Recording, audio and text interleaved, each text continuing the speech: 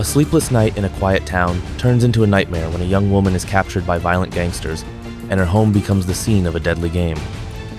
The 10th of October, 2024, Hanford, California. The bedroom is dark, disturbed only by the measured snoring of Derek, Alabama Alexandra, with a strained look, tosses and turns in bed. She suffers with insomnia, and her husband's snoring sounds like torture. With a determined sigh, Alexandra gets out of bed, gathers her blanket and pillow. She leaves the bedroom, heading for the guest room. Alexandra settles down on the couch, closing her eyes. She barely has time to relax before three dark figures the room. She jumps up, trying to scream, but they won't let her. One of her attackers, a huge man with a tattoo on his neck, grabs the nearest pillow and violently presses it against Alexandra's face. Alexandra regains consciousness. She is tied to a chair, her arms and legs bound with ropes. There are things scattered around the room, all in disarray. Motionless Derek is lying on the floor. His face is broken, his body seems lifeless. Derek lies on the floor. Leo, one of the raiders, strikes Derek. Leo's face is a mask of cold fury. Leo's every move is accompanied by a demanding question, repeated over and over again like an incantation. Where is the money? Mika, the second raider, looks around nervously. His eyes dart around the room. He tries to stop Leo, saying that Derek doesn't seem to know much, but the woman might know more. Leo turns to Alexandra. She flinches, feeling the coldness of the metal against her stomach. Fear paralyzes Alexandra. She gasps in terror and begs Leo to stop, promising to tell everything, to show them where the money is hidden. A third raider enters the room. He is silent and tense. His gaze slowly scans the room, lingering on Alexandra. This silence, this icy appraisal frightens her far more than Leo's anger. Leo, without taking his gun away from Alexandra, warns that she must follow their instructions, without tricks. Alexandra realizes that her life is in danger.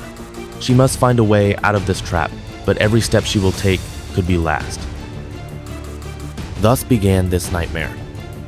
A story where greed and violence are woven into a sinister web. Mysteries multiplied, passions boiled, and the confrontation between gangsters and police turned into a real bloodbath.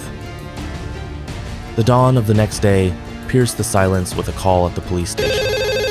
On the other end of the wire, an excited voice reported a terrible discovery. On the bank of the Connecticut River, in the outskirts, laying the corpse of Kane Kamen, a baseball legend. Homicide operatives reacted instantly, arriving on the scene in half an hour. By then, a crowd has already gathered around the dead body. One of the most popular sports in America is baseball. Kane Kamen was an American professional baseball player from third base, who spent 15 seasons in Major League Baseball. He won 3 Gold Glove awards, and he was selected as the National League MVP in 1996. For many years, Kamen was the pride of the local team and a favorite of thousands of fans, not only in Hanford, but in the entire state of California. In those years, it was hard to find a person who didn't know this baseball player by sight. The striker was carried literally on his hands while he was at the zenith of glory, and when he left the sport, he was still treated with great respect, despite the fact that Kane was addicted to drugs. It was barely dawn when the silence of the police duty station was broken by an alarm bell. The voice on the other end of the line, full of horror, reported a horrifying discovery. The body of Kane Kamen, a famous baseball player, was found on the very edge of the city, near the bank of the Connecticut River. Operatives reacted instantly, arriving on the scene in half an hour.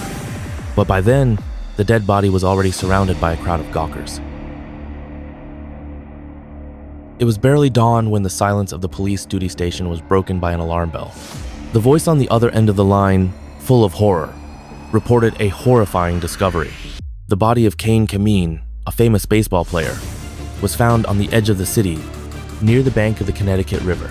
Operatives reacted instantly, arriving on the scene in half an hour. But by then, the dead body was already surrounded by a crowd of gawkers. The brutal truth was revealed when the body was examined. Kane Kamini had been murdered. Beatings, merciless and fatal. Who would do such a thing? In their search for an answer, detectives stumbled across a thread, the testimony of a neighbor who'd seen Kamini leaving a bar in the evening with 3 guys. 2 of them he didn't know, but the third.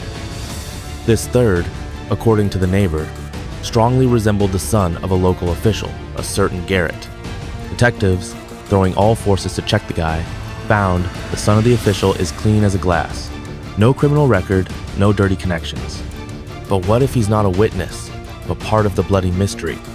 As soon as this suspicion was formed, detectives went to the address of a young man, the son of a well-known in the city representative of the local elite. However, only the father was home, and he stated the son had traveled to California, even 2 days before the baseball player's death. Was the neighbor mistaken, or did someone decide to cover their tracks? In search of the key to the murder, detectives scoured everything from neighbors to former colleagues and Agent Kamini, and each time they heard the same song. Kane Kamini is his own worst enemy, mired in drugs. No one from his past has spoken to him in recent months, and he's been spending his time apparently in troubled neighborhoods.